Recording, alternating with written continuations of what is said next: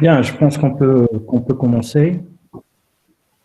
Bien, on me demande de faire un rappel de tout.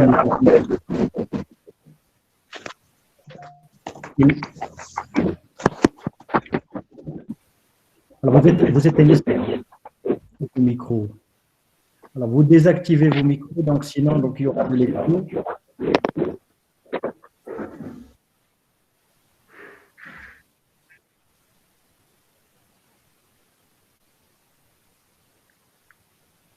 Bien. Alors, je disais donc qu'on me demande donc de rappeler un peu donc ce qu'on avait eu hier. Donc, en fait, hier, c'était juste une introduction générale. Donc, on n'a pas encore abordé donc le cours, les séances de cours proprement dites. Donc, c'est aujourd'hui donc qu'on commence. Et bien évidemment, donc tout ce qu'on fait donc ici donc via Google Meet, donc c'est juste un complément. Donc il y aura des séances donc en présentiel à la fac, donc selon un calendrier, une répartition des étudiants qui vous sera adressée. Donc et ça commencera là la semaine prochaine. Alors bon, hier donc on avait parlé un peu de tout et de rien. Donc, on avait parlé de la science d'une manière générale, de l'esprit scientifique, de la méthodologie scientifique, donc de ce qui posait problème. Puis après, cela, donc j'ai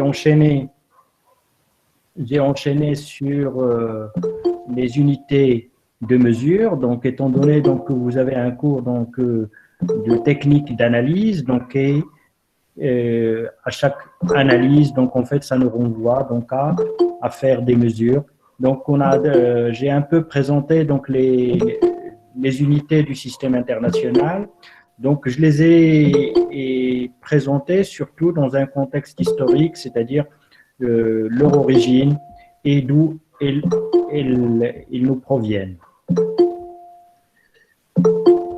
Donc voilà, donc en gros, donc ce qu'était donc en fait la séance d'hier. À la fin, donc j'ai un peu présenté le cours, donc le module plutôt.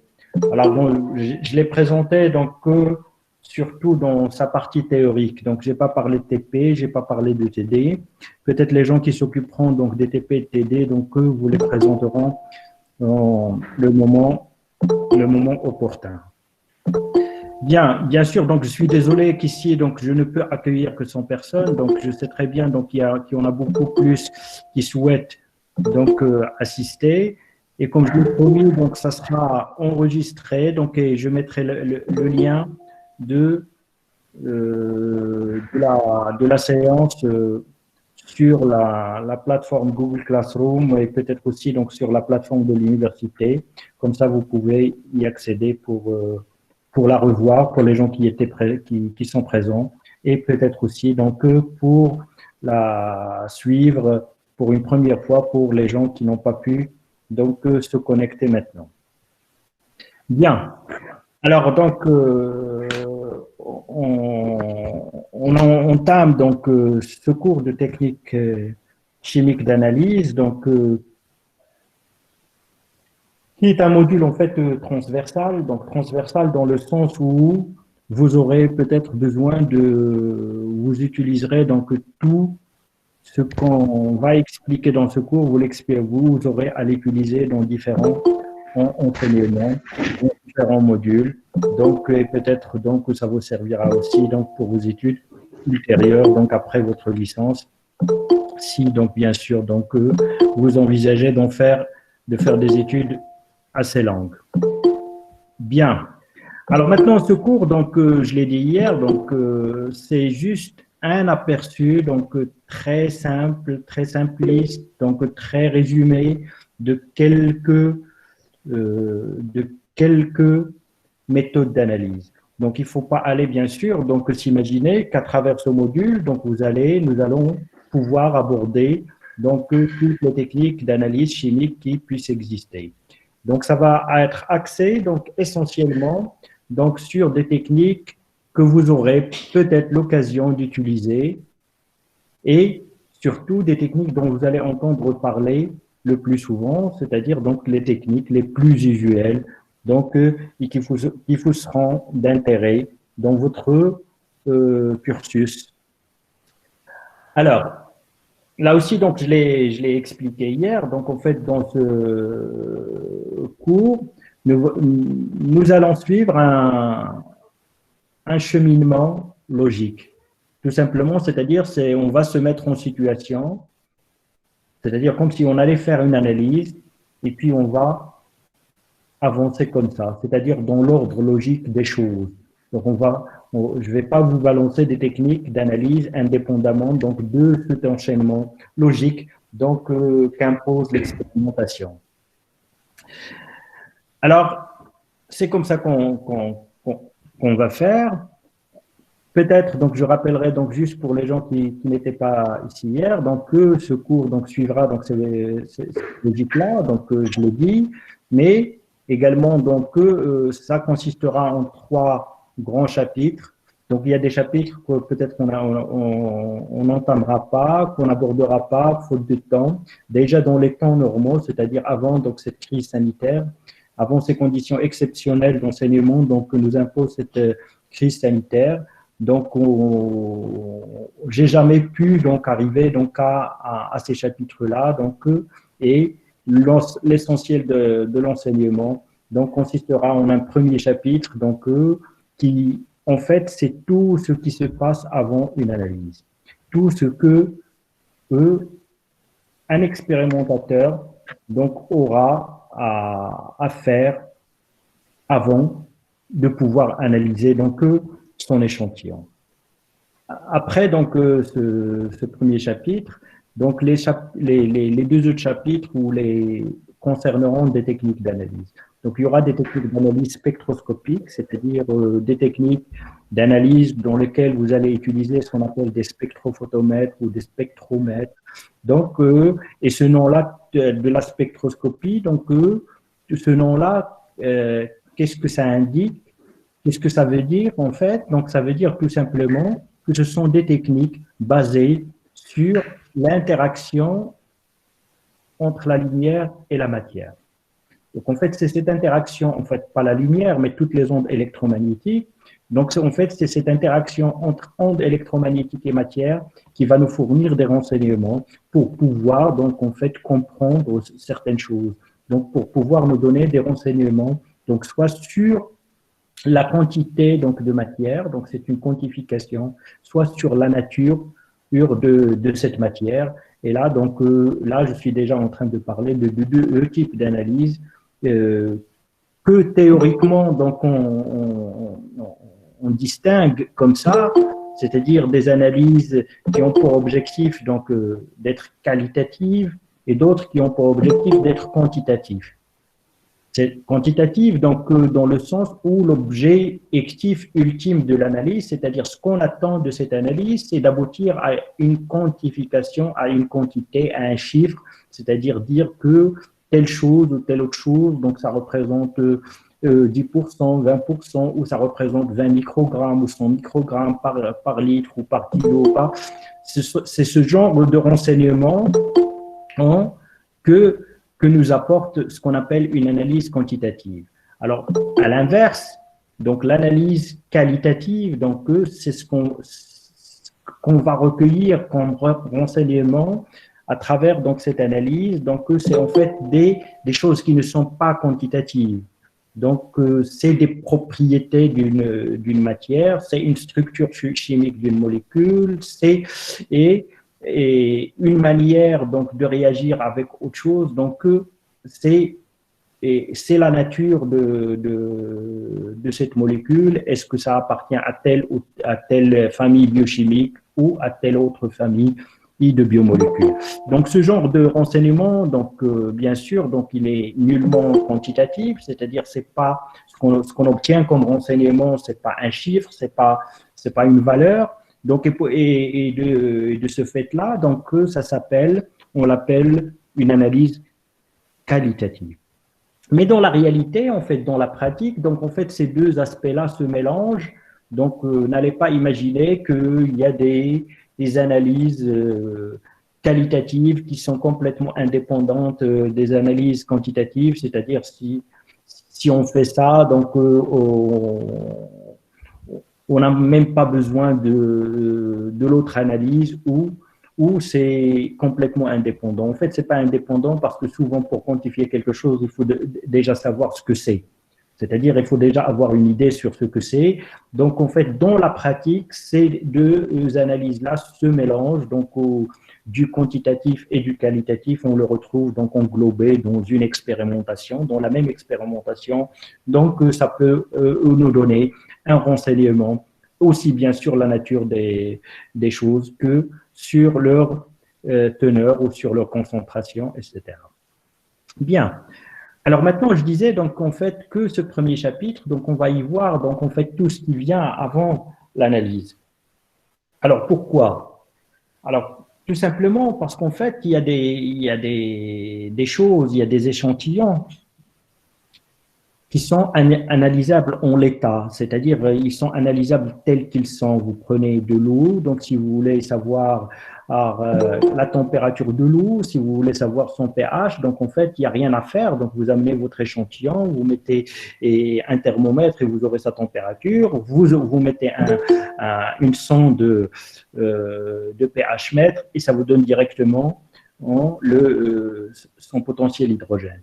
Ça veut dire tout simplement que vous n'avez rien à faire, donc vous n'avez aucune manipulation à faire de plus sur votre échantillon pour procéder à votre analyse. Donc votre analyse se fera directement.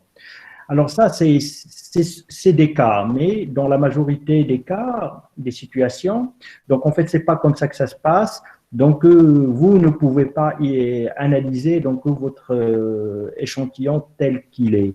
Vous ne pouvez pas prendre un morceau de viande et le mettre quelque part dans une machine pour avoir un renseignement quels sont ses constituants. Donc c'est pas comme ça que ça marche. Vous ne pouvez pas faire cela. Même dans l'eau aussi. Donc si vous voulez par exemple donc analyser donc je sais pas la quantité d'un polluant, d'une substance polluante dans l'eau généralement, donc vous ne pouvez pas le faire directement.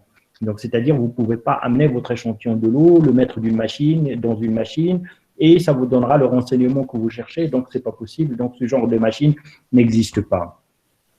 Alors, ça n'existe pas donc, pour différentes raisons. Donc, soit que la quantité donc, de votre élément que vous voulez analyser, elle est extrêmement infime dans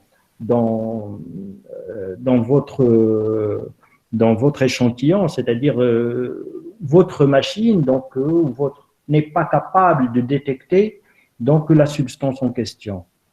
Il n'est capable de la détecter pas parce que donc la méthode ne détecte pas, mais parce qu'elle est en dessous du seuil de détection. Et n'importe quel instrument, donc en fait, il faudra ça aussi donc le mettre clairement dans vos têtes.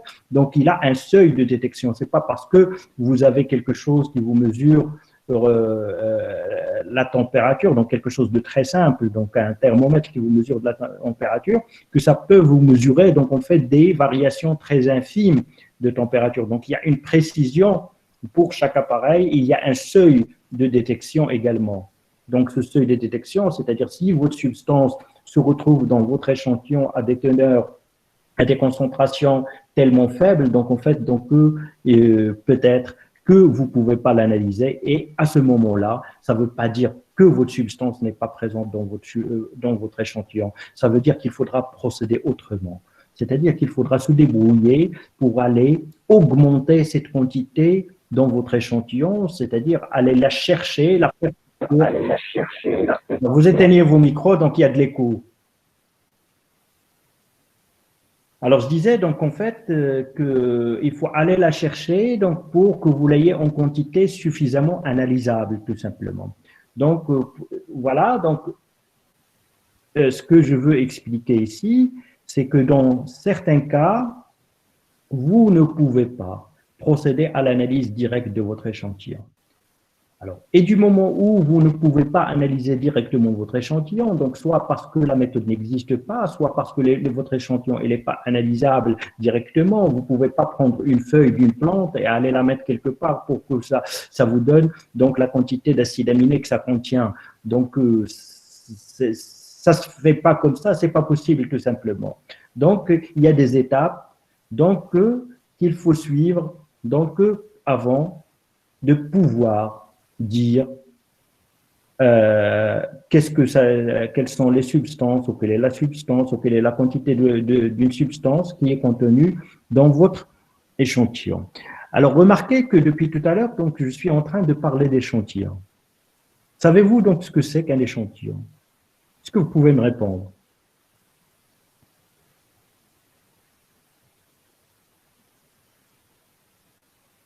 Est-ce que quelqu'un peut me dire donc ce que c'est qu'un...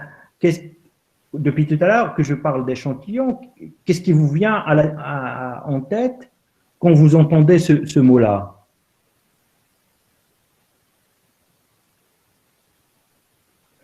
Alors voilà, donc On peut dire que le sang, les urines et les selles font partie des échantillons.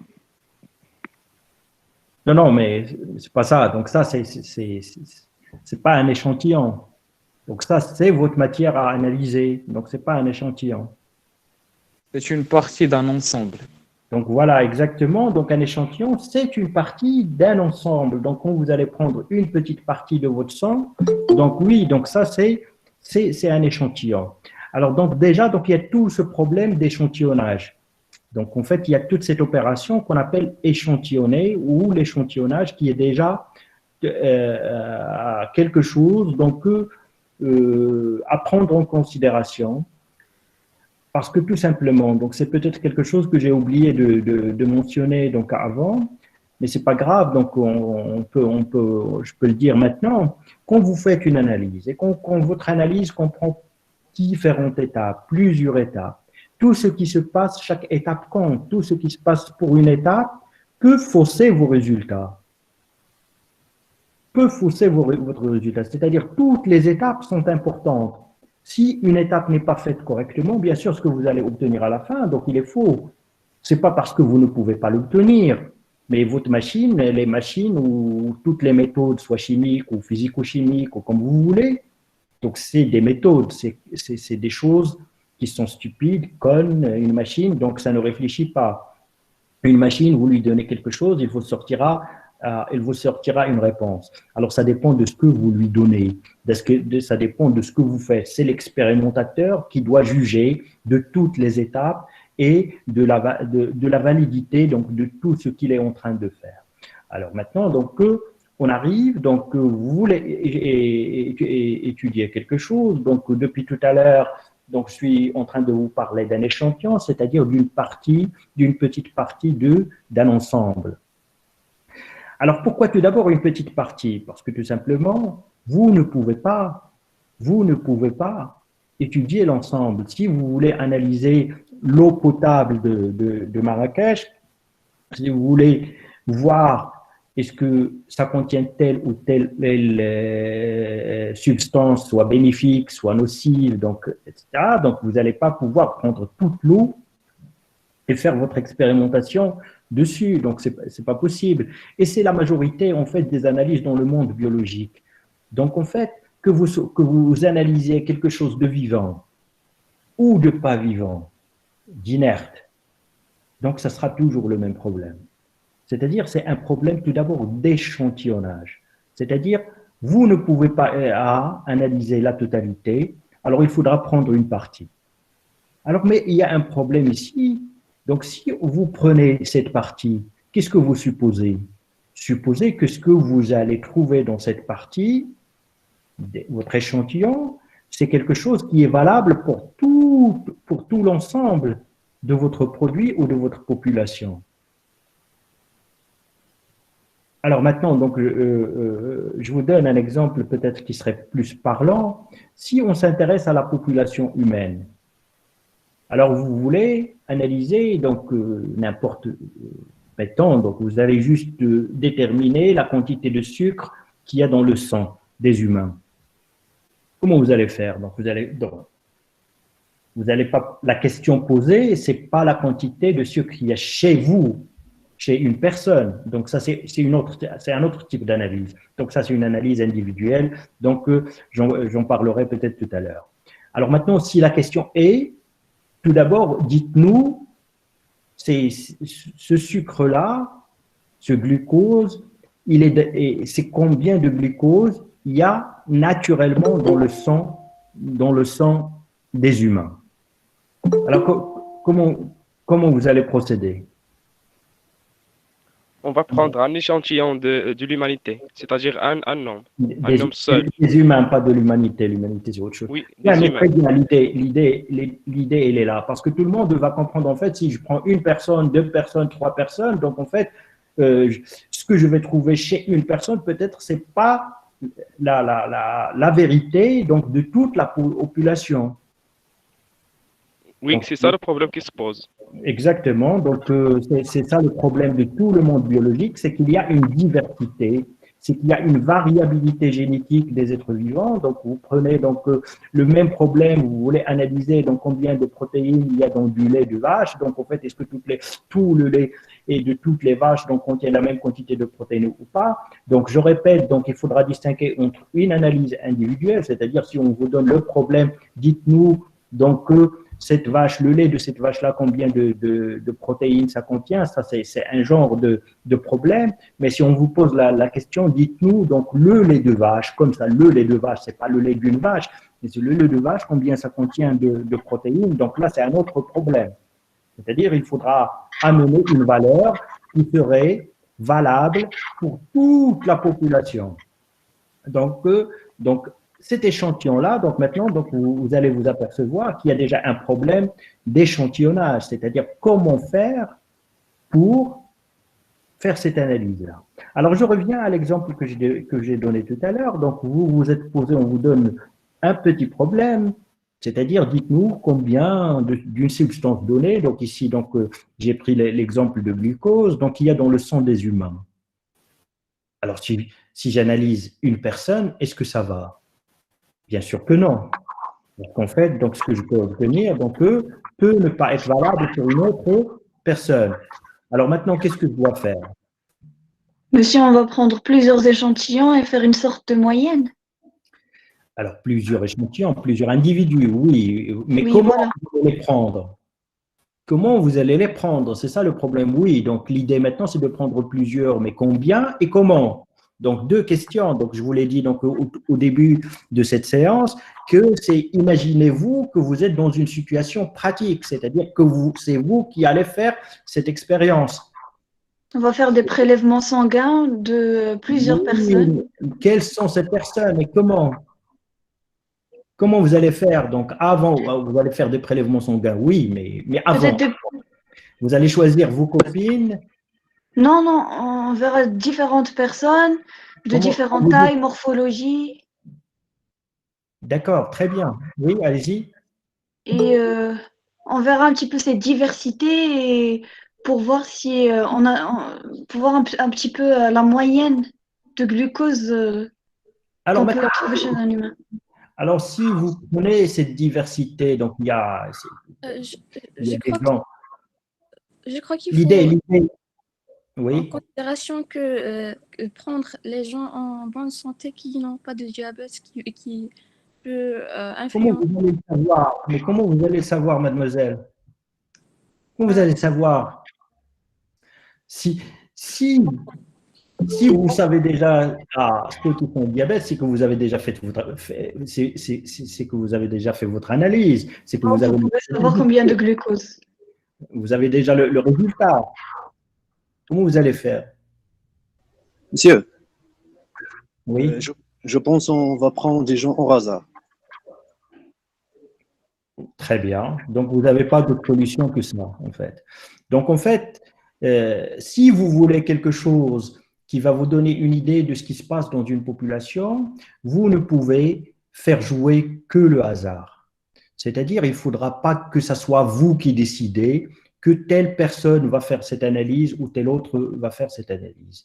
Alors maintenant, donc c'est le même problème maintenant donc, qui se pose pour le vaccin contre le Covid qu'on est en train donc, de développer maintenant.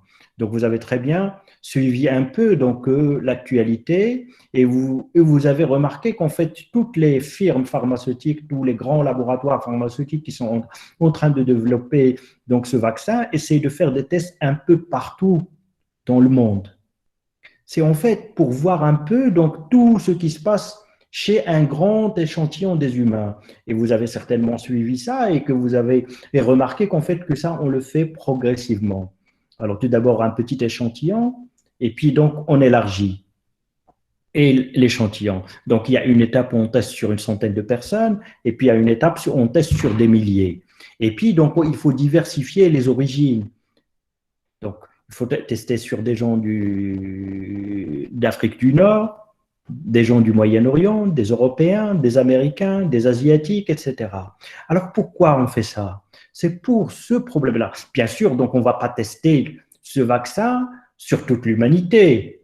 Ce n'est pas possible, donc ce n'est plus un test, ça. Alors maintenant, mais on va le tester sur un échantillon. C'est ce qu'on appelle un échantillon. C'est une partie d'un ensemble. Mais il y a des conditions. Il faudra que cette partie de l'ensemble nous donne exactement un résultat qui se rapproche au maximum au résultat qu'on aurait obtenu si on l'avait fait sur toute la population. Alors ça, qu'est-ce que je suis en train d'expliquer ici? Donc, je suis en train d'expliquer ce qu'on appelle la représentativité. C'est-à-dire, donc, il faudra que cet échantillon soit représentatif de la population. C'est-à-dire, dans ce petit échantillon, alors, vous ne pouvez pas le faire sur 7 milliards de personnes sur Terre. Vous allez le faire sur des milliers, quelques milliers. Alors, des milliers par rapport aux milliards, c'est un facteur d'un million, de millions. Donc, le facteur à multiplier pour passer de 1000 à 1 milliard, c'est 1 million. Alors, c'est-à-dire, vous allez le faire sur une population qui est le 1 millionième de l'effectif de votre population. C'est-à-dire, en fin de compte, vous allez le faire sur un tout petit nombre. Mais ce petit nombre, cet échantillon-là, il doit exactement être identique à la population entière dans sa diversité. C'est-à-dire, toutes les différences génétiques que je peux avoir dans l'humanité, il faudra que je l'ai dans mon échantillon, et il faudra que je les ai dans les mêmes proportions. C'est-à-dire ici, on ne s'intéresse rien qu'à, par exemple, le groupe sanguin, il faudra que la fréquence des groupes sanguins dans la population humaine, c'est-à-dire si on prend le groupe O par exemple, si le groupe O, un quart des humains ont un groupe O, il faudra que mon échantillon aussi donc, sur lequel je vais tester, donc il faut également qu'il y ait un quart de la population qui a le groupe O. Et ainsi pour tous les critères. Et quand je dis il faudra que ça soit la même chose pour tous les critères, tout de suite, vous pouvez imaginer qu'en fait, et à raison, vous pouvez le dire, à raison, qu'en fait c'est extrêmement difficile. C'est extrêmement difficile d'avoir ça. Alors maintenant, comment procéder pour avoir cet échantillon? Donc vous avez déjà compris qu'en fait que la nécessité d'échantillonnage s'impose. C'est-à-dire, ce n'est pas un choix. Ce n'est pas que juste vous voulez étudier une petite population. Alors maintenant, ça s'impose parce que vous ne pouvez pas tester sur tout le monde. Vous ne pouvez pas analyser toute votre population, quelle que soit, que cette population soit une population d'insectes, de fleurs ou d'eau ou de roches ou ce que vous voulez. Alors maintenant, il faudra, tout ce que vous pouvez faire, c'est analyser sur un petit ensemble qu'on appelle échantillon. Et avec cette précaution-là, il faudra que ce petit ensemble-là reflète exactement la population d'origine. C'est-à-dire tout simplement, il faudra qu'elle soit représentative. Donc ça, c'est une condition. Alors maintenant, donc, ce qui vient après, c'est comment rendre cet échantillon représentatif. Il y a votre camarade donc, tout à l'heure qui a dit donc il faudra le prendre au hasard. Oui, exactement. Parce qu'en fait, il ne faut pas s'amuser, donc c'est complètement interdit d'aller choisir des gens. D'aller choisir des gens si on parle de personnes humaines, donc ou d'aller choisir dans votre échantillon, si vous voulez analyser vos oranges, des oranges ou des pêches ou n'importe quel autre légume, donc il ne faut pas s'amuser à aller prendre celle-là, je vais prendre celle-là et je ne vais pas prendre celle-là. Parce qu'en fait, les humains, inconsciemment, donc préfèrent certains individus, que ce soit des individus de pommes ou d'oranges ou de pêche ou des individus humains ou des insectes ou des moutons, peu importe, si on vous laisse choisir, si on laisse l'humain choisir, inconsciemment, il va prendre certains, il va en écarter d'autres, c'est ce qu'on appelle un screening sentimental. Donc, il ne faut pas qu'il y ait ça. C'est-à-dire, en fait, il faudra que ça soit fait à l'aveugle, c'est-à-dire celui qui choisit, il doit obligatoirement ne pas savoir ce qu'il choisit. C'est-à-dire, si j'attribue à une population des nombres 1, 2, 4, 60, etc., et je tire au sort, donc je vais avoir donc 10 personnes, 10 nombres, donc je ne connais pas la correspondance avec ces gens-là, donc je ne sais pas qui c'est, etc. Je ne connais pas son âge, mais si je le fais au hasard et je le répète suffisamment, donc c'est la loi des probabilités, je sais que dans mon échantillon, il y aura toute la population représentée dans les mêmes proportions.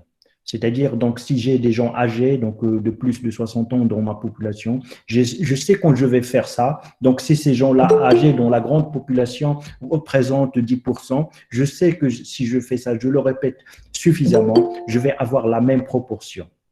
Donc, en fait, il faudra, donc, à travers ça, donc, je vais expliquer qu'il y a qu'un moyen, enfin, l'échantillonnage, donc, c'est toute une science aussi, donc, c'est tout un grand chapitre de statistiques des maths. Donc, comment échantillonner? Donc, il n'y a pas une seule méthode. Donc, il y a différentes manières d'échantillonner. Donc, on peut subdiviser en de grands groupes, puis à partir de ces grands groupes, il faudra choisir, etc. Donc, il y a différentes manières. Mais ce que je veux vous expliquer aujourd'hui, donc, c'est pas vous donner donc un cours sur l'échantillonnage. Donc, ça, c'est pas l'objet de ce module. Donc, c'est pas l'objectif de ce module non plus. Donc, mais c'est juste que vous ayez conscience et que vous compreniez donc l'importance de cette étape-là. Donc, si vous voulez avoir un résultat valable, donc il faudra prendre en considération la diversité qu'il y a dans votre population. Et quand je parle de population, je ne suis pas en train de parler nécessairement des humains. Ça peut être n'importe quoi, des animaux, des plantes, des végétaux, des insectes ou des roches. Donc, c'est le même problème qui se pose, c'est-à-dire donc il y a une diversité, donc en fait, et il faudra faire en sorte, il y a d'un côté une diversité, mais il y a aussi de l'autre côté cette impossibilité d'analyser donc toute votre population. Et à ce moment-là, donc il faudra choisir donc un petit nombre, et ce petit nombre, c'est ce qu'on appelle un échantillon, mais avec ces conditions-là, il faudra que cet échantillon soit représentatif.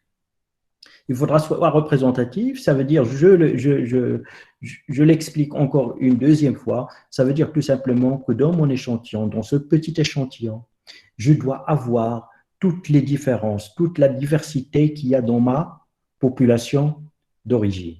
Alors, comment le choisir? Donc, il ne faut pas s'amuser tout simplement à aller choisir. Il ne faut pas que l'expérimentateur, donc c'est-à-dire celui qui va faire cette expérience, il ne faudra pas qu'il aille donc en fait s'amuser lui-même à choisir. Donc c'est pas comme ça, donc il faudra que ça soit fait au hasard, et j'espère que vous avez compris pourquoi. Bien, alors donc c'est cette première étape, donc avant l'analyse, donc vous avez quelque chose à analyser, donc vous devez aller tout d'abord chercher, donc je reviens à cet exemple de tout à l'heure, c'est-à-dire si vous voulez savoir la quantité de glucose qu'il y a chez les humains. Donc, en fait, il faudra choisir des personnes qui doivent être représentatives donc, de toute la population humaine. Il faudra les choisir au hasard. Et puis, donc, faire votre analyse. Alors, de là, donc, tout ça, c'est bien déjà comme concept et comme idée, vous avez compris pourquoi. Mais dans la pratique, il y a un autre problème. Voilà, on a dépassé un problème. Vous avez compris, donc vous avez une population d'humains, vous dites, tiens, moi je ne peux pas aller prendre des gens comme ça, donc il faudra que je procède autrement, qu'il faudra que ce soit fait au hasard, et il ne faut pas que je sache, il ne faut pas que l'expérimentation sache ce qui c'est qui va être analysé et qui ne va pas être analysé, donc, et ça vous l'avez compris. Mais après cela, vous allez prendre combien de personnes? Donc l'autre problème qui survient juste après, c'est combien, vous allez faire ça sur combien de personnes? Sur 3 personnes? Ça, c'est un exemple, mais mettez-le bien dans vos têtes. Quand je parle de personnes, c'est juste pour l'illustration, pour que ça soit bien compris. Donc, mais vous pouvez donc le faire sur des plantes, sur du bois, sur de l'eau, sur du pétrole, sur n'importe quoi. Donc, c'est valable à n'importe quelle chose que vous voulez analyser. Alors maintenant, vous avez compris que dans cet exemple-là, qu'il faut prendre un échantillon représentatif. Donc, vous avez pris vos précautions. Donc, et vous avez réussi à avoir une méthode qui va vous permettre de choisir des personnes au hasard. Mais combien? Si vous voulez faire cette analyse, rapidement, vous allez avoir ce problème-là. Donc, vous allez, donc, dès que vous commencez, vous allez dire, tiens, est-ce que je le fais sur combien de personnes? 3, je m'arrête à 3, je m'arrête à 1000, je m'arrête à 100 000, je m'arrête à combien? Alors, sur combien vous allez le faire? Mais c'est sur le maximum qu'on peut, C'est-à-dire? le plus de personnes possible. Exactement, tout à fait. Donc, en fait, oui. Selon les moyens qu'on a. Exactement. Donc, sur le maximum de personnes, et ce maximum de personnes, ce sont les moyens qui vont l'imposer. Donc, en fait, donc, si vous faites une analyse rapide, pas chère, c'est très différent si vous faites une analyse extrêmement longue, qui va prendre des mois pour avoir un résultat par individu et qui est extrêmement cher. Donc, en fait, ce nombre-là, donc, il y a juste une chose à se mettre en tête, c'est qu'en fait, plus ce nombre est grand, plus ça va être représentatif. C'est-à-dire, si vous prenez 100 000 personnes, c'est mieux que 1000 personnes. Mais si vous prenez 1000 personnes, c'est déjà mieux que 100 personnes. Et c'est comme ça que ça marche. C'est-à-dire, la précision de votre analyse va dépendre de la taille de votre échantillon. Et la taille de votre échantillon, c'est quelque chose qui est imposé par les moyens dont vous disposez et par la cherté de votre analyse et par le temps que ça demande. C'est-à-dire, si vous avez une analyse qui, pour chaque individu, va demander 1 mois pour avoir le résultat, c'est très différent d'avoir une analyse qui va prendre quelques minutes. Donc, si il suffit de quelques minutes pour avoir un résultat, vous pouvez bien sûr en prendre plus. Et vaut mieux en prendre plus parce que vous avez compris que la précision de votre résultat donc, dépend aussi du nombre que vous avez pris. Donc, la représentativité tout d'abord, donc en fait, il faudra que votre échantillon donc, reflète la population, mais combien donc d'individus donc cet échantillon donc, doit comprendre, donc c'est un maximum. Et ça dépendra donc de vos moyens, de la cherté de l'analyse et de combien ça prend dans le temps. Alors ça, c'est des analyses de population. Alors tout à l'heure, donc je vous ai dit qu'en fait que c'est complètement différent. Donc si vous voulez analyser donc ce qui se passe chez un individu, c'est-à-dire si maintenant donc je reviens vous dire donc tiens je veux avoir la quantité de sang qu'il y a chez une personne, c'est très différent. Donc là, il n'y a pas à aller chercher ce qui se passe dans la population. Ce qui nous intéresse, c'est une analyse pour un individu. Alors là, le problème de la représentativité ne se pose plus. Cet individu, il est unique. Donc, on va prendre juste du sang. Mais, alors maintenant, c'est le même problème qui se pose aussi, donc même pour la population, mais je vais en parler ici. J'en ai pas parlé tout à l'heure pour ne pas trop compliquer donc, la chose. Alors maintenant, il y a autre chose. Alors, ce niveau de glucose dans le sang d'une personne, vous allez le mesurer quand? Le matin, le soir, l'après-midi? Quand? Il y a Le déjà... matin. Avant Le de matin. manger, à jeun. Avant de manger quelque chose. Non, voilà, donc vous êtes complètement... Donc, on revient à ce que j'ai expliqué Le hier. matin. Je reviens à ce que j'ai expliqué hier. Donc, c'est que... À n'importe quelle heure dans la journée. Je... Pour avoir comme une variation du diabète. Du glycémie, pardon. Alors, je reviens à ce que j'ai expliqué hier. En fait, que dans notre manière de recevoir donc, cette connaissance humaine, donc il y a quelque chose d'extrêmement dangereux. C'est que on est plus ou moins formaté pour relater l'information. C'est-à-dire donc tout ce qu'on sait faire dans nos populations, surtout de ce côté du monde arabe et musulman, plus arabe que musulman, c'est juste de relater une information qu'on a déjà entendue quelque part. Alors maintenant, vous avez répondu à Jean, c'est clair, donc pourquoi vous avez répondu à ça comme ça? Parce qu'en fait, l'analyse donc du glucose donc se fait à jeun. Mais ça se fait à jeun avant de manger, en fait, pour une raison. C'est pour essayer de voir est-ce que votre organisme contrôle ce niveau de glucose ou pas? Est-ce que votre organisme arrive à contrôler le niveau de glucose ou pas? Est-ce que ça, c'était la question qu'on s'est posée au début? Est-ce que ça, c'était ça? Non.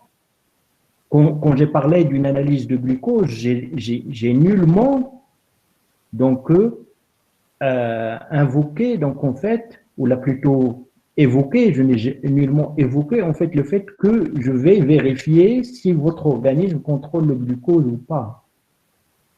Donc, ce sont deux problèmes, deux questions complètement différentes. Donc voilà, donc le problème, donc si vous voulez donc avoir une idée donc de la quantité de sucre chez quelqu'un, donc en fait il faudra tout simplement plus de précision à cette question.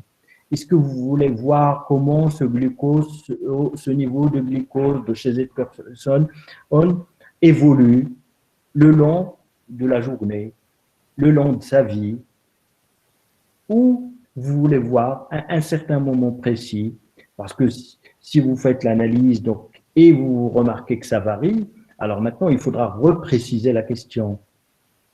Vous allez venir tout d'abord et dire, donc la première analyse, la première recherche que vous faites, donc va juste démontrer que, attends, mais ce niveau de glucose, il n'est pas le même le matin que le soir. Il n'est pas le même avant de manger et après manger. Ça, c'est déjà la première étape. Ça, c'est déjà la première information. Et après, donc, une fois... Donc, si vous ne connaissez pas cette information, on vous demande, les gens qui ne la connaissaient pas avant, donc en fait, ils ont fait une autre type d'analyse.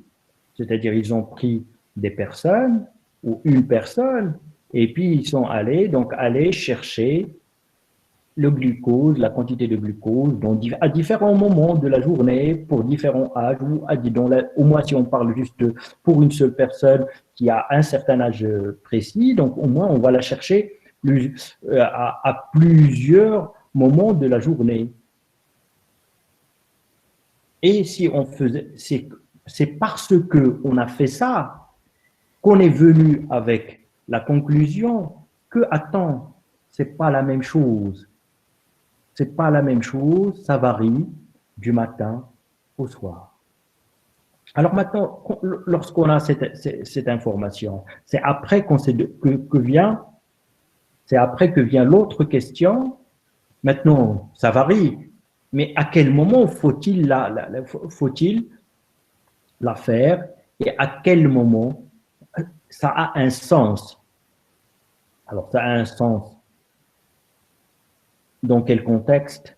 Alors maintenant, si on se met dans un contexte pathologique, c'est-à-dire d'une maladie, donc du diabète que vous connaissez, on peut se poser la question, mais attends, donc cette quantité de glucose qu'on a retrouvée, que normalement, donc ça varie le long de la journée, pour que ça nous donne une information sur la régulation du taux de sucre dans l'organisme, à quel moment il faut le faire? Il faudra la faire. À ce moment-là, c'est une autre question. Alors, vous avez remarqué qu'à travers ces petits exemples, donc il y a différentes étapes, il y a différentes expériences, il y a différentes analyses qu'il faut faire, et à chaque fois, donc, ce que vous apportez, le résultat que ça vous apporte votre analyse, donc en fait, il n'est relatif qu'aux conditions dans lesquelles vous avez fait votre analyse. Donc ça, si vous faites votre analyse de sucre juste après un repas, donc ça vous donnera juste cette indication-là. Ça ne pourra pas vous donner l'indication du niveau de sucre, donc que le long de toute la journée. Et vous ne pouvez pas dire que le niveau de sucre normal, donc chez quelqu'un, c'est ça. Donc ça renvoie, ça nous renvoie à cette précision et à cette rigueur donc, dont fait preuve la science. La science, quand vous avez un résultat, en fait, ce résultat-là, il ne dit que certaines choses. Il ne faut pas essayer de lui faire dire autre chose. Donc, c'est juste lié aux conditions et aux paramètres donc, de votre analyse. Donc, ce n'est pas une vérité absolue, c'est la vérité d'un moment, c'est la vérité de certaines conditions. D'accord? Alors maintenant, on revient à ce qui nous intéresse de près maintenant. Donc, en fait, vous avez compris tout à l'heure, donc c'est pour faire sur toute une population, donc il faudra, donc en fait, choisir un échantillon, parce que vous ne pouvez pas le faire sur toute la population, il faudra choisir un petit nombre. C'est ce qu'on appelle un échantillon. Il faut que ce petit nombre soit représentatif de la population, dans le sens où toutes les variations, toutes les différences et la diversité qu'il y a dans votre population, il faudra la retrouver dans votre échantillon. C'est comme ça que vous êtes sûr, si vous analysez juste ce petit échantillon, ce que vous allez trouver, il est valable pour la grande population. Alors maintenant, donc, dans l'autre cas, si vous voulez avoir juste une indication sur un individu, donc il y a différentes questions qui se posent, ils peuvent se poser aussi dans l'autre cas pour la population, mais il y a surtout une chose beaucoup plus importante que ce que je viens de dire. Tout ce que je viens de dire, elle est important, mais supposons que la question posée, elle est déjà assez précise, c'est-à-dire on vous donne, donc, allez, dites-nous quelle est la quantité de glucose qu'il y a chez une personne à 8 heures du matin ou à 10 heures du matin. C'est déjà assez précis pour vous dire, tiens, je ne vais pas me casser la tête par d'autres questions. Je sais que je vais la faire à 10 heures du matin, donc l'individu se pointe à 10 heures, donc, et je fais mon analyse. Donc, c'est la question qu'on m'a posée, je vais y répondre comme ça. Alors maintenant, en voulant faire cette analyse, vous allez faire une certaine expérimentation, c'est-à-dire vous allez prendre le sang de cet individu, il faudra disposer du sang de cet individu à 10 heures du matin, et puis vous allez procéder donc à appliquer une méthode pour essayer, qui va vous donner enfin une quantité de glucose. Alors, en faisant cela, donc il y a tous les problèmes de précision qui sont liés à l'expérimentation humaine. C'est-à-dire, si vous faites l'analyse, vous allez trouver une valeur. si vous la répétez, vous allez trouver une autre valeur.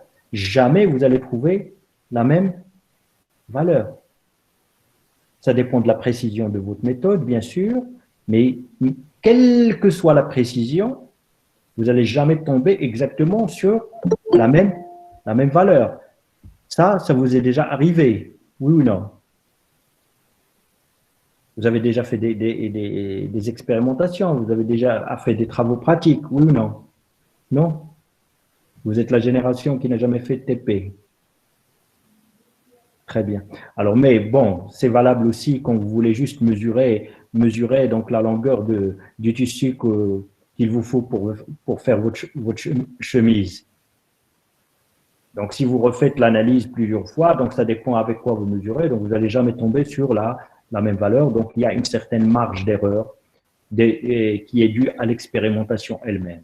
Alors maintenant, donc, plus votre expérimentation comprend plusieurs étapes, à chaque étape, il y a une petite marge d'incertitude et d'erreur, et qui va vous amener à la fin à une certaine valeur qui va être différente d'une autre valeur si vous répétez juste l'expérimentation.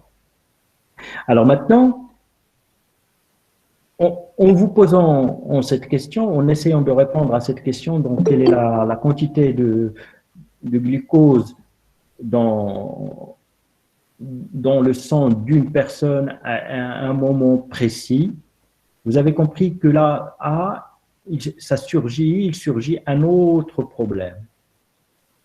C'est-à-dire le problème de la précision de ce que vous voulez faire. Alors, est-ce que vous pouvez vous contenter d'une analyse? C'est-à-dire, est-ce que vous pouvez vous contenter d'une seule fois? Non. Non, Non, il y a toujours la marge de l'erreur. Non, pas uniquement.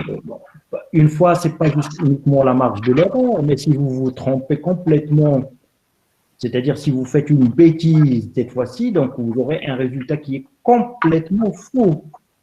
Et vous n'avez aucun moyen de dire que c'est vrai ou c'est faux. Le seul moyen que vous avez, c'est de répéter votre expérience plusieurs fois. En répétant votre expérience plusieurs fois, donc vous allez avoir des valeurs qui sont différentes. Alors, et qui sont différentes, alors maintenant, si vous avez plusieurs valeurs et qui sont différentes, quelle est la bonne? Alors maintenant, qu'est-ce que vous allez répondre à celui qui vous a posé ce problème? Vous allez lui donner la première valeur. C'est la moyenne de ces valeurs. Alors, très bien. Donc, vous allez dire, donc, moi, je ne vais pas donner donc, aucune de ces valeurs, mais je vais donner une moyenne. Alors maintenant, qu'est-ce que ça signifie une moyenne? C'est quoi le sens d'une moyenne?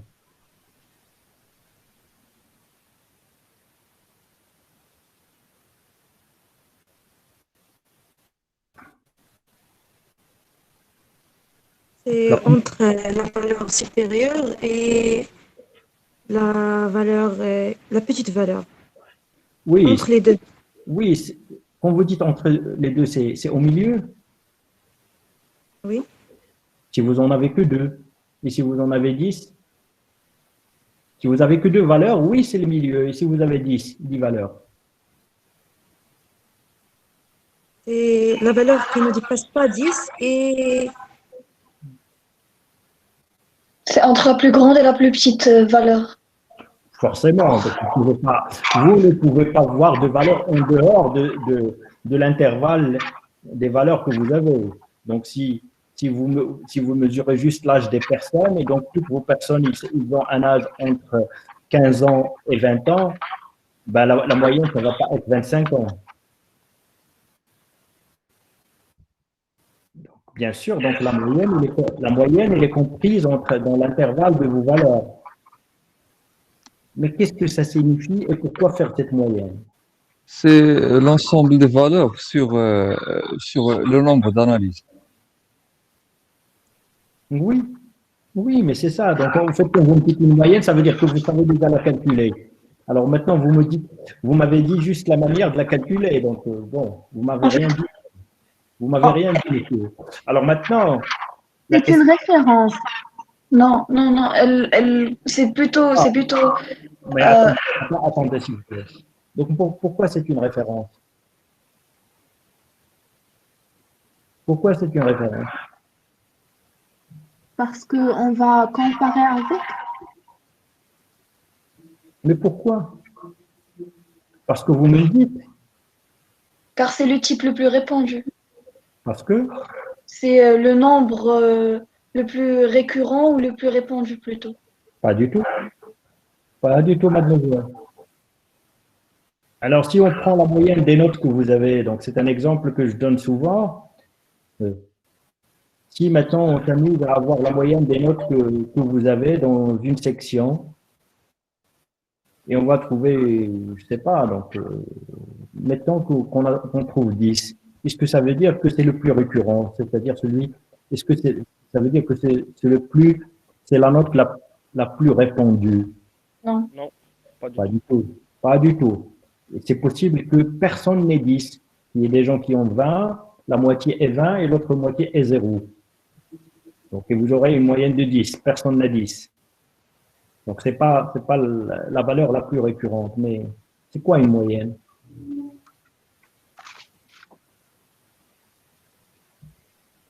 Et pourquoi on fait cette moyenne? Pourquoi? Monsieur, donc, qui avait proposé tout à l'heure de faire cette moyenne. Donc, pourquoi? Pourquoi vous voulez la faire?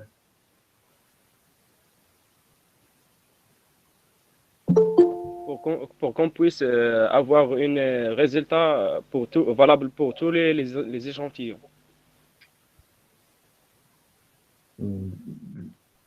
Vous me dites ça, mais j'arrive pas à le comprendre. Mais pourquoi ça va être valable pour tous les échantillons? Monsieur, pour avoir une certaine constante entre tous les échantillons, une normale plutôt. Un Non. échantillon qui soit.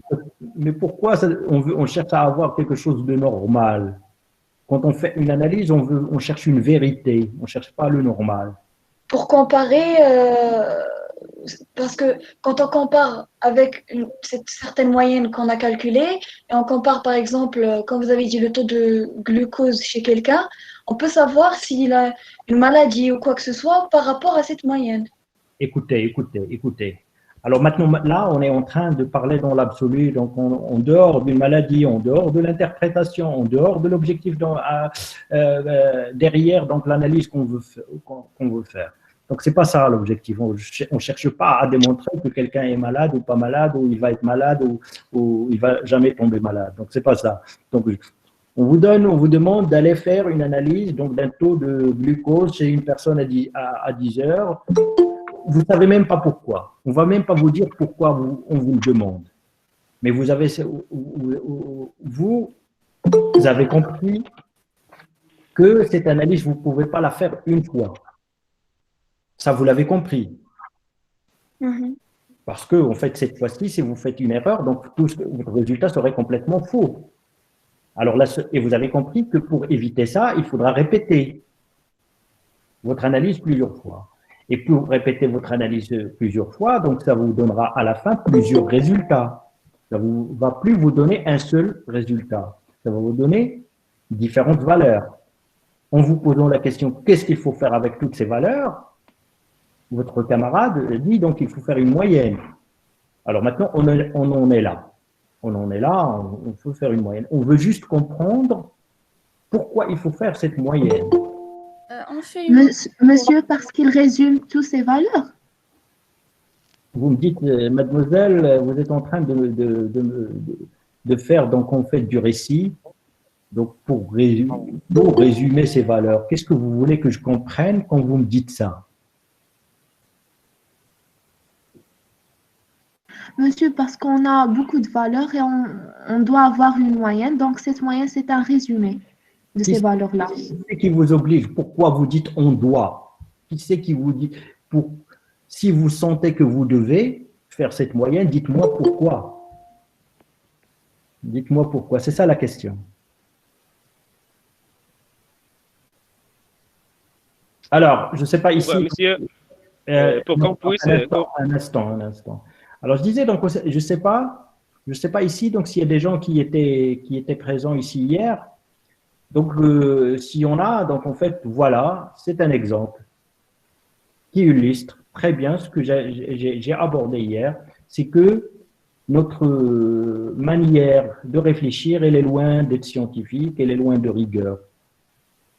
Donc voilà, donc on a certains problèmes à dire les choses d'une manière rigoureuse et exacte et de les comprendre dans leur sens. Donc ça, c'est pas dirigé envers quelqu'un, donc c'est toute la population. Donc hier, donc j'avais demandé à ceux qui étaient présents juste de faire attention à la manière dont on discute entre nous pour s'apercevoir en fait que on est loin, très loin de la rigueur scientifique. Alors maintenant, donc, oui, monsieur, donc qu'est-ce que vous voulez dire? Pour qu'on puisse corriger les fausses qu'on a fait sur les étapes. Parce que la moyenne, c'est Les un erreurs. résultat. Oui, parce que la moyenne, c'est un résultat qui est presque Un précis. résultat, on dire à un résultat, mais c'est un résultat. Un résultat pour François, c'est un résultat. Donc, on dit un résultat, c'est masculin, on ne dit pas une résultat. Bien, oui, votre idée, elle est bonne. Monsieur, Oui, monsieur, pardon, oui, allez-y. j'ai une autre proposition. Est-ce que c'est pour le côté statistique? Par exemple, on fait une moyenne, la moyenne plutôt représentera la valeur qu'a tout le monde si toutes les proportions étaient égales et équitables. Quelle proportion? Par Mais exemple, jamais on sera équitable et jamais on est les mêmes. On est oui, différents. voilà, mais c'est cette moyenne qui va un peu. Non, donc déjà le problème, c'est pas ça le problème qui est posé. Mademoiselle, vous répondez à côté. Le problème qui est posé, c'est quelle est la quantité de sucre chez une personne à 10 heures du matin. Il n'y a même pas d'autres personnes. Dans ce cas, le cas qu'on est en train de discuter là, il n'y a pas c'est pas une population, c'est une personne. Alors, on a fait une moyenne dans ce cas-là, c'est exactement pour ce qu'a dit votre camarade. Donc, c'est dans ce sens-là. Parce qu'une moyenne, donc, c'est plus précis. Une moyenne, c'est tout simplement plus précis. Et comme a voulu l'expliquer, parce que ça va éliminer certaines erreurs. Une moyenne, donc, ça élimine certaines erreurs. Alors, comment? Quelles sont les erreurs qu'une moyenne élimine? Ce n'est pas les erreurs que vous faites intentionnellement. C'est-à-dire, si vous vous trompez dans votre manipulation, ce n'est pas la moyenne qui va corriger ça. Donc, la moyenne, il va corriger donc, les erreurs dues au hasard. C'est-à-dire, s'il y a quelque chose qui survient dans vos réactions chimiques, dans votre, et qui est dû au hasard, donc si vous répétez, donc ça va s'éliminer. Alors, je m'explique. Alors, donc, si donc vous avez une moyenne d'un certain niveau, donc c'est-à-dire de 1 gramme de glucose, donc qui est le cas normal donc de glucose. Alors, si on prend ça, que ça, c'est la valeur moyenne et c'est la valeur la plus précise, en fait. Pourquoi il est précis pourquoi il va être précis en faisant des moyennes? Parce qu'en fait, s'il y avait des erreurs qui sont dues au hasard, il n'y a aucune raison que ces erreurs-là surestiment votre dosage. Il n'y a aucune raison qu'ils sous-estiment votre dosage. C'est-à-dire, puisque c'est des erreurs qui sont dues au hasard, une fois que vous allez trouver quelque chose qui est supérieur à la valeur exacte, si vous refaites, ça va être inférieur à la valeur exacte, et ainsi de suite. Donc, il n'y a aucune loi qui impose que ce soit que toutes les erreurs que vous allez faire sont juste supérieures à la valeur exacte. Donc, ils vont être répartis au hasard autour de la valeur exacte. Alors maintenant, si vous faites la moyenne, donc ça va disparaître. Si vous avez une fois 1,1, une autre fois 9,9, une fois 1,2, une fois 9,8, etc. Donc, si vous faites ça, vous allez faire votre moyenne, donc toutes ces erreurs-là autour de la moyenne. Mais les erreurs qui sont dues au hasard, ce n'est pas les erreurs que vous allez faire vous. Ce n'est pas les erreurs que l'expérimentateur il va faire. Ce sont les erreurs qui sont dues au protocole, à tout le protocole expérimental et qui sont dues juste au hasard. Alors ceux-là, donc, ils vont disparaître. Et c'est pourquoi, donc, en fait, votre moyenne, ça va être beaucoup plus précise qu'une seule valeur. Est-ce que c'est clair? Oui. Bien. Alors maintenant, je reviens à cette moyenne pour dire une chose, qu'une moyenne, donc c'est quelque chose qui ne signifie rien du tout. Une moyenne, c'est quelque chose d'aberrant. Je viens de vous dire que c'est plus précis. Je ne me contredis pas en vous disant cela, en vous disant que ça ne sert à rien et vous allez juste maintenant le comprendre. Alors maintenant, en revenant à l'exemple de tout à l'heure des notes, où je vais faire mieux pour quelque chose qui va certainement vous intéresser et vous impacter beaucoup plus que les notes. C'est les salaires. Si on se pose la question, quel est le salaire moyen des Marocains? Des Marocains actifs, par exemple. Donc, on va trouver une certaine valeur. D'accord? Comme pour les notes tout à l'heure. Donc, vous allez trouver une valeur moyenne. Donc, une moyenne. Donc, ici, on est en train de parler de moyenne arithmétique. Alors, ces moyennes arithmétiques, donc, c'est le nombre de réponses, c'est-à-dire le nombre d'analyses, c'est le nombre de valeurs que vous avez sur le nombre de l'effectif. Donc, c'est tout simple. Ça, vous l'avez appris au primaire. Donc, il n'y a aucun secret là-dedans. Ça va vous donner ce qu'on appelle une moyenne arithmétique. Alors, cette moyenne arithmétique, en fait, il y a quelque chose en elle qui ne va pas. Alors, je reprends cet exemple. Si je vous dis que la moyenne des salaires marocains, c'est 5 000 dirhams, qu'est-ce que vous allez me dire? Monsieur, Oui. alors pour ce que vous venez de dire, on va dire que c'est le SMIC. C'est ce qu'on appelle le SMIC en général. Mademoiselle, on s'en fout de l'interprétation. Non, c'est juste... C'est pas l'interprétation qui m'intéresse. C'est pas ça ce qui m'intéresse. Oui, je sais. C'est juste... ce que je veux en venir, c'est que quand on dit par exemple un SMIC, c'est-à-dire la moyenne. Donc on va prendre... Non, le SMIC, c'est pas la moyenne, mademoiselle. Non. Le SMIC, c'est pas la moyenne. Donc vous avez quelque chose de faux dans ça. Le SMIC, c'est le salaire minimum autorisé. Donc on ne va pas le considérer comme une moyenne. Non, vous n'avez pas compris la question. Donc je vous dis que le salaire moyen des Marocains, c'est 5 000 dirhams. Qu'est-ce qui vous vient en tête, en fait? C'est que la majorité des Marocains, leur salaire est de 5 000 dirhams. Je viens de vous expliquer que c'est complètement faux. Monsieur, il y a des gens qui ont un salaire plus de 5 000 dirhams, et il y a des gens qui ont un salaire moins de 5 000 dirhams. Certainement. C'est ça, une moyenne, elle est comprise entre les extrêmes de la fourchette. Mais c'est pas ça ce qui m'intéresse. On n'a pas bien compris la question, s'il vous plaît. La question, quel est le biais, c'est-à-dire quelle est l'erreur, quelle est la critique majeure de ce que je viens de vous dire. Si je vous dis que le salaire moyen, on va reprendre les notes. Peut-être vous n'êtes pas sensible. Vous êtes pas sensible au salaire, c'est vos parents qui seront sensibles, pas vous maintenant. Alors on reprend les notes. Si je vous dis que la moyenne des notes de vos notes, c'est 10 par exemple, ou c'est 8, ça veut dire quoi? Monsieur, c'est-à-dire que vous avez généralisé? On va calculer l'écart type pour savoir quelle est la... Monsieur? Oui. On peut dire que c'est insuffisant. C'est-à-dire? Que c'est insuffisant. C'est-à-dire, c'est quoi insuffisant? Le niveau scolaire des étudiants, en général? Que tu peux... Bon, pas forcément.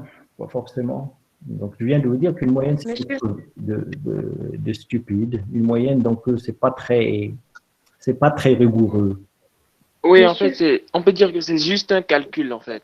Ça n'a pas de réelle signification parce que, par exemple, pour les salaires, la moyenne est de 5 000. Non, mais c'est un calcul, oui, bien sûr, c'est un calcul. Voilà, c'est juste un calcul. Donc, la moyenne, par exemple, pour les salaires, Non, Il y a non. des gens, au moment où on dit que la moyenne est de 5000 dirhams, il y a des gens qui peuvent gagner 100 000 dirhams et d'autres qui peuvent gagner 1000 dirhams. Et ça veut dire quoi? C'est quoi le problème ici? Ça Ça veut n'apporte dire pas qu'on peut pas réellement savoir. ça n'apporte pas réellement d'informations. Exactement. Donc voilà, ça veut dire qu'en fait que ça n'apporte pas de réelle information, cette moyenne. Donc en fait, le fait de dire que la moyenne des notes c'est 8 ou c'est 7, ça, ou c'est 14, peu importe, donc que ce soit au-dessus ou au-dessous de 10, donc ça n'apporte pas de réelle information. Monsieur, est-ce qu'on peut dire que vous avez résumé la liste de valeurs numériques en un seul nombre réel, en deux Oui, nombres? vous l'avez résumé, mais ça manque de sens. Ça manque de sens scientifique pour la raison qu'a essayé d'expliquer votre camarade. En fait, parce qu'en fait, dire que vous avez une moyenne de 14, une moyenne, donc en fait, ça peut être le résultat de différentes combinaisons. Donc, vous pouvez avoir des 20 et des 8, c'est-à-dire la moitié à 20, la moitié à 8, et quand vous faites la moyenne, ça va vous donner 14. Donc, ça manque de précision. Ça peut être que des 14. Ça veut dire que tout le monde a 14. Ça peut être des 12 et des 8 et des 7 et des 20, quelques 20, etc. Et ça donne 14. En fait, cette moyenne-là, donc, ça ne vous donne aucunement, en aucun cas, une idée sur les valeurs de votre analyse. Ça vous permet d'éliminer des erreurs qui sont dues au hasard, mais il est imprécis. Une moyenne, c'est quelque chose de très imprécis parce qu'en fait, ça ne donne pas de renseignements, en fin de compte. Il y a quelqu'un tout à l'heure qui a essayé de dire donc qu'il faudra y ajouter l'écart type. Exactement. Une moyenne toute seule, une moyenne arithmétique toute seule, donc en fait, elle est dépourvue de sens, c'est-à-dire elle n'a pas de sens. Parce que tout simplement, ça cache la dispersion des résultats. C'est-à-dire, comme vous l'avez compris pour cet exemple de notes, ça peut être des 20 et des 8 et ça donnera 14. Ça peut être juste des 14 et ça donnera des 14. Ça peut être des 15 et des 13 et ça donnera également une moyenne de 14.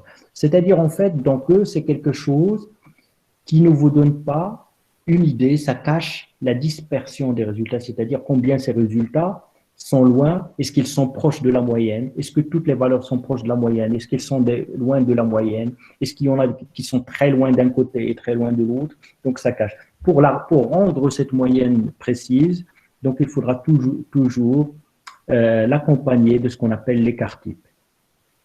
Vous avez fait donc en fait, je pense, donc un module de biostatistique, oui ou non? Non, pas encore, monsieur. Et vous n'avez jamais fait de statistique dans votre vie? Si, au lycée. Et le lycée, c'est très loin. Le lycée, Monsieur, c'est très loin, c'est une autre vie.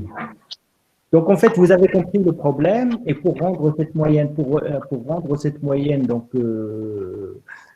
plus rigoureuse et plus scientifique, il faudra toujours qu'elle soit accompagnée d'un écart type, sinon ça a très peu de sens.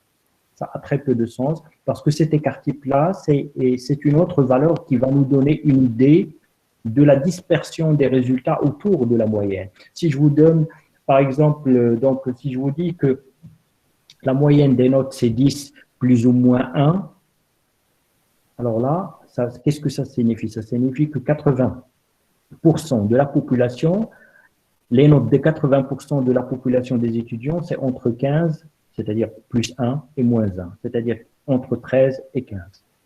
80%, c'est ça ce que signifie l'écart type.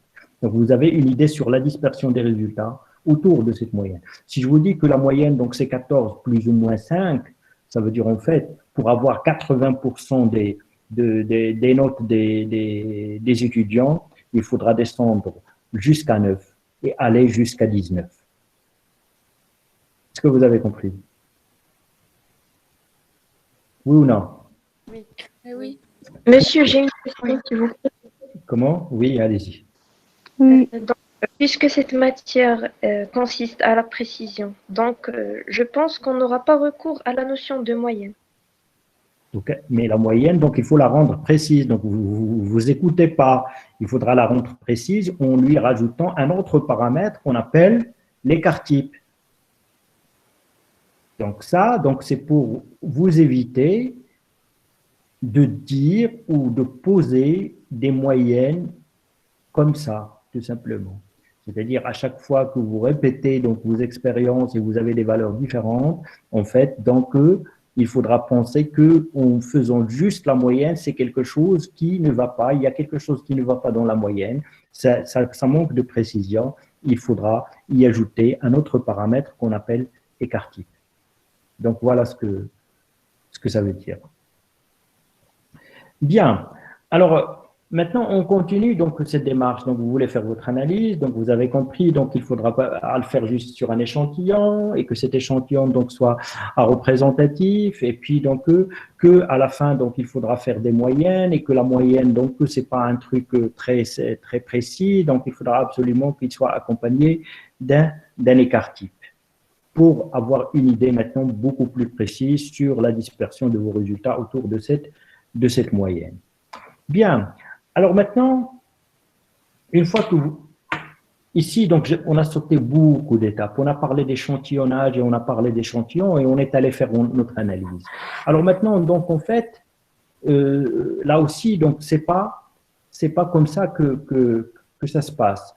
Il se peut que entre le moment où vous faites où vous prélevez votre échantillon et le moment de l'analyse, il se passe beaucoup de temps.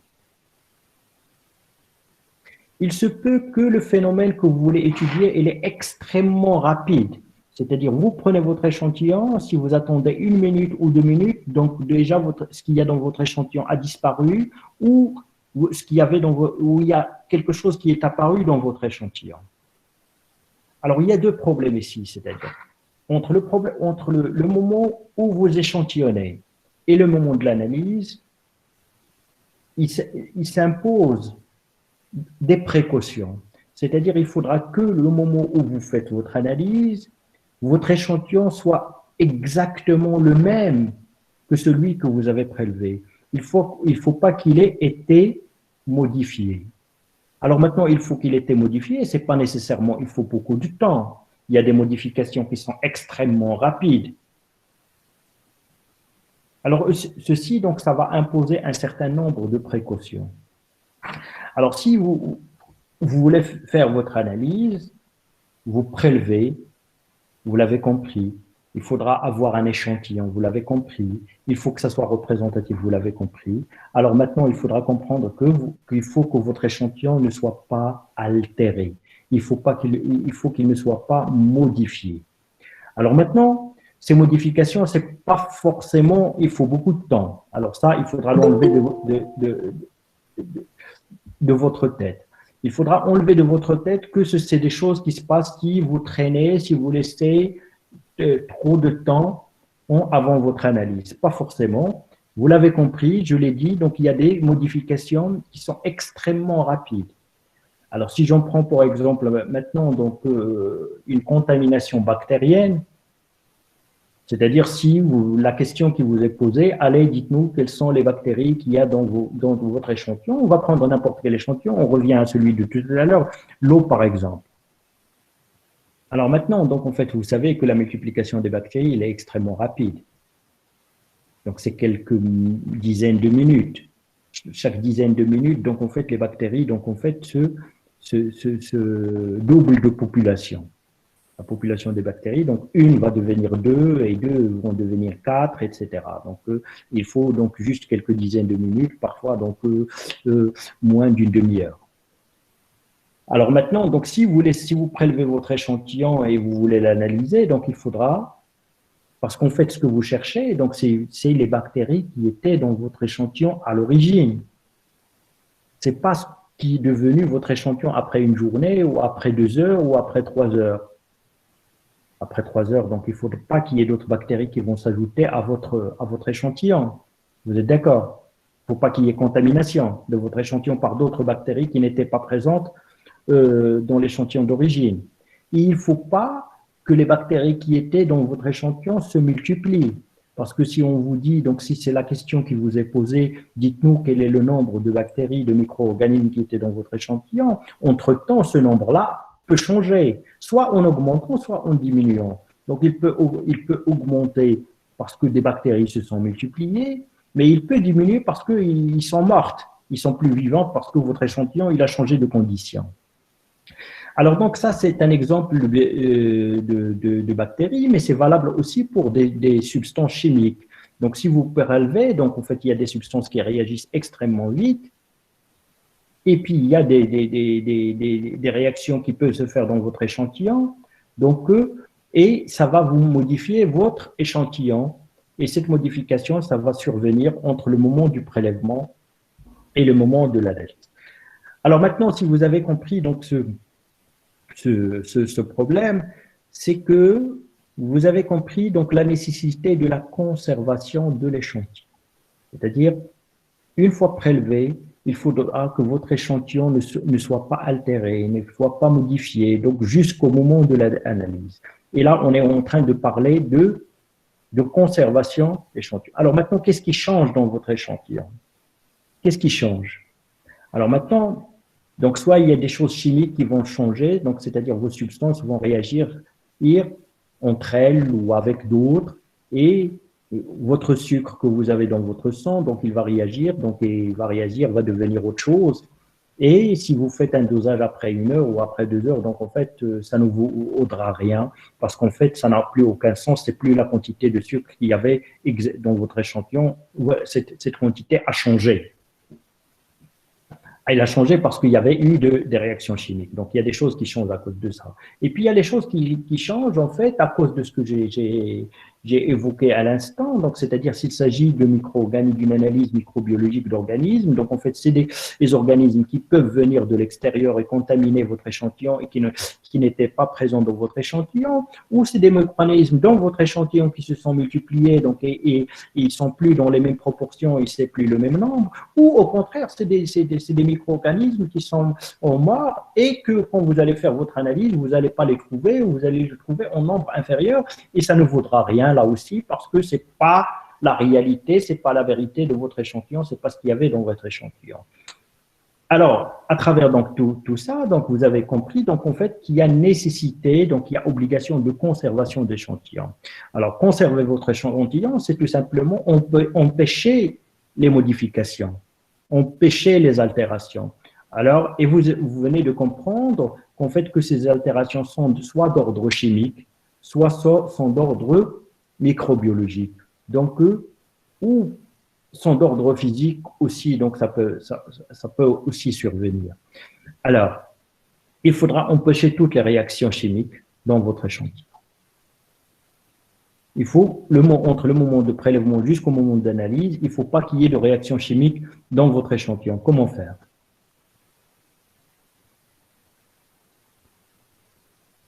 Alors, si vous avez un échantillon biologique, donc en fait, les réactions ne vont plus être des réactions chimiques, ils vont être biochimiques, c'est-à-dire des réactions catalysées par des enzymes. Si, en plus de ça, il peut y avoir également des réactions en chimique. Alors, comment peut-on arrêter des réactions? Comment Avec la température. C'est-à-dire? La température peut accélérer des réactions chimiques. Oui, mais si on veut l'arrêter, qu'est-ce qu'on fait? Alors, la diminution de la température.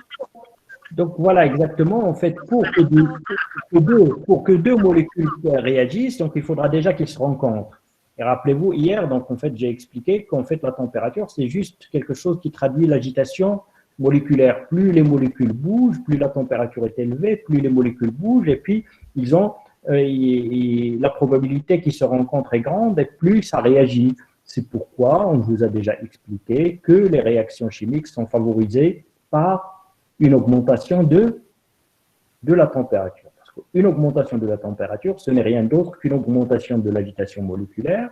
Et puis, si l'agitation moléculaire devient importante, le risque la probabilité de rencontre entre les espèces chimiques donc, est grande et puis la probabilité de réaction est grande.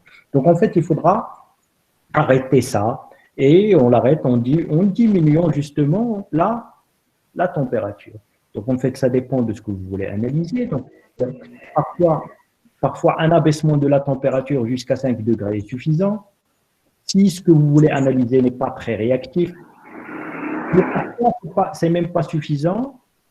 C'est-à-dire qu'il faudra descendre encore beaucoup plus bas pour arrêter les réactions et pour pouvoir conserver votre échantillon. Mais l'idée, il est bonne.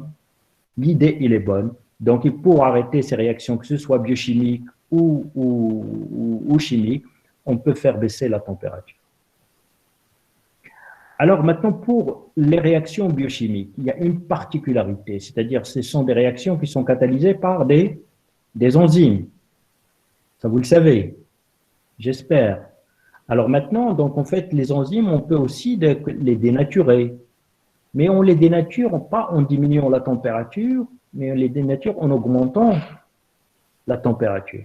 Si ce que vous voulez analyser risque d'être transformé par une réaction biochimique, c'est-à-dire par une réaction catalysée par une enzyme, mais ce que vous voulez analyser n'est pas très sensible à la température, alors à ce moment-là, vous pouvez vous permettre d'augmenter la température au lieu de la baisser, c'est-à-dire vous l'augmentez, vous êtes sûr que votre substance ne va pas être altérée, mais vous savez que vous allez altérer les enzymes, vous savez que vous allez dénaturer vos enzymes. Et si vous dénaturez vos enzymes par la température, vous savez qu'il n'y aura plus de réactions qui vont transformer votre substance. Donc, en fait, il faudra comprendre ce que vous voulez analyser et ce que vous voulez chercher. Mais ce qui est important, c'est d'avoir toujours en tête cette obligation de conservation de l'échantillon.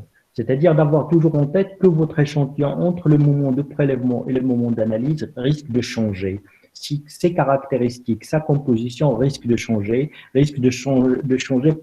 par tout ce que j'ai expliqué il y a un moment. Alors maintenant, pour que votre analyse donc soit juste, pour que votre analyse reflète donc la réalité de votre échantillon, il faudra que votre échantillon reste le même depuis le moment du prélèvement jusqu'au moment de l'analyse. Est-ce que c'est clair? Bien. Alors, il faudra arrêter ces réactions chimiques. Alors maintenant, il y a des substances qui réagissent avec l'oxygène. Alors là, c'est simple. Si ce que vous voulez analyser, vous savez que ça réagit, que c'est très réactif avec l'oxygène, donc maintenant, il faudra se débrouiller pour enlever l'oxygène. Alors, en enlevant l'oxygène, donc il faut enlever tout le gaz, donc il faudra le conserver sous vide, tout simplement. C'est ce qu'on appelle une conservation sous vide. C'est-à-dire, votre échantillon, il ne sera jamais au contact avec l'air. Il faudra se débrouiller pour que votre échantillon ne soit plus au contact avec l'air. S'il n'est pas au contact avec l'air, il ne sera pas plus au contact avec l'oxygène. Et s'il n'est plus au contact avec l'oxygène, votre substance ne va pas être altérée, modifiée. Ou bien que votre échantillon, donc que l'air qui est au contact de votre échantillon, il faudra le remplacer avec un autre gaz, mais qui n'est pas réactif. C'est ce qu'on appelle une conservation sous atmosphère inerte. C'est-à-dire, au lieu que ce soit l'air qui est au contact avec votre échantillon, il faudra remplacer cet air et mettre un autre gaz. Ce qu'on met généralement, c'est l'azote. C'est-à-dire, on enlève tout l'air qu'il y a là-dedans qui contient de l'oxygène. Et à la place de l'air, donc, on va mettre de l'azote. Et en mettant de l'azote gazeux, donc on sait très bien qu'il n'y a plus d'oxygène. Et par conséquent, on a empêché les réactions chimiques. Alors, si votre échantillon risque d'être transformé par la lumière, donc s'il réagit avec la lumière, donc il faudra le mettre à l'obscurité, tout simplement. Donc, il y a tout ça qu'il faudra comprendre. Il n'y a pas de règle, mais il faudra comprendre ce que vous voulez faire.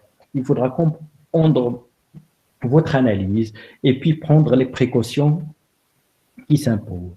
Il faudra également comprendre que votre échantillon risque de changer entre le moment de prélèvement et le moment de votre analyse.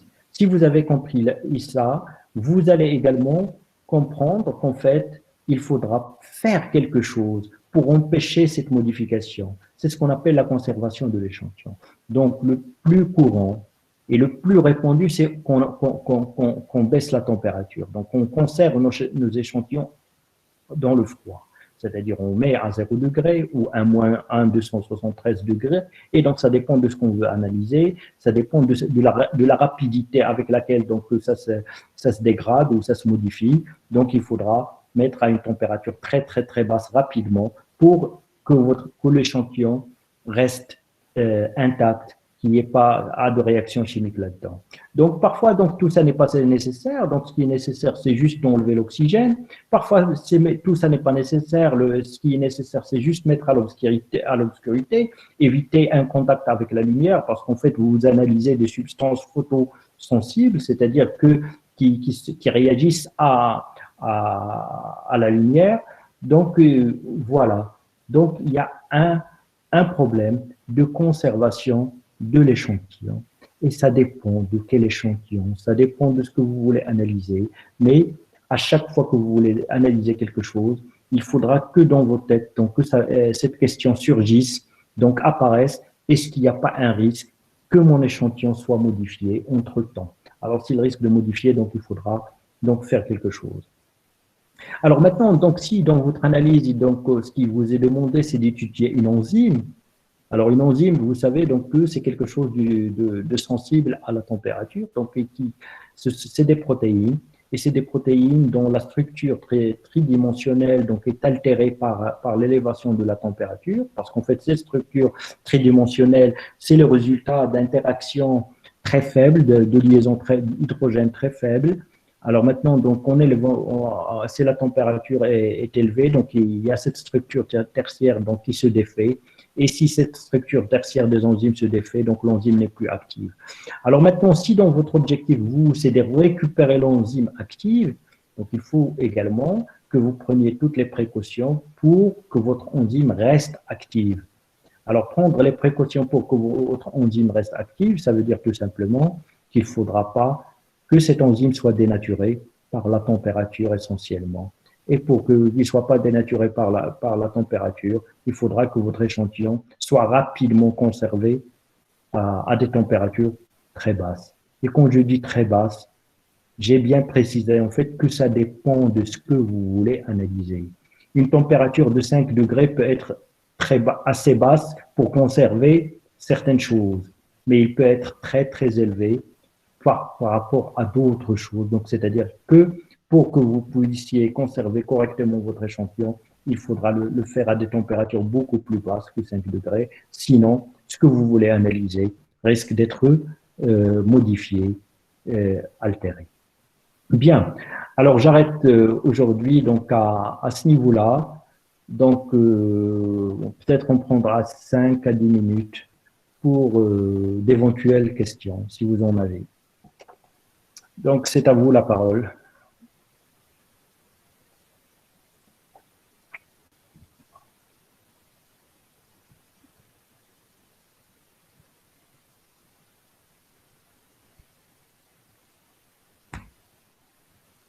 Rien, donc tout est clair. Donc, il n'y a rien qui n'est pas...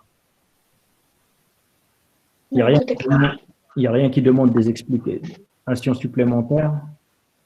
Non. Très bien, donc ça veut dire que vous êtes de bons étudiants, que vous avez tout compris. Et c'est une bonne chose.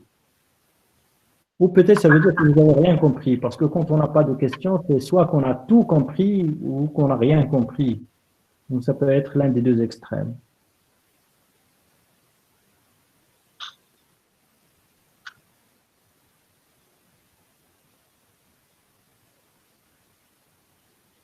C'est bon, pas de questions? Non, mais si tout est clair. Merci. Bien. Alors, on arrête là. Donc, vous pouvez éteindre votre connexion. Donc, et à la prochaine. Merci beaucoup, monsieur. De rien. Merci beaucoup, monsieur. Merci, monsieur. De rien. Donc, je ne fais que mon travail. Merci. Rien de plus.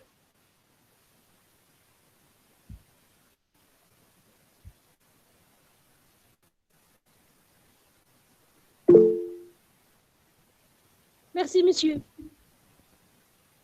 De rien.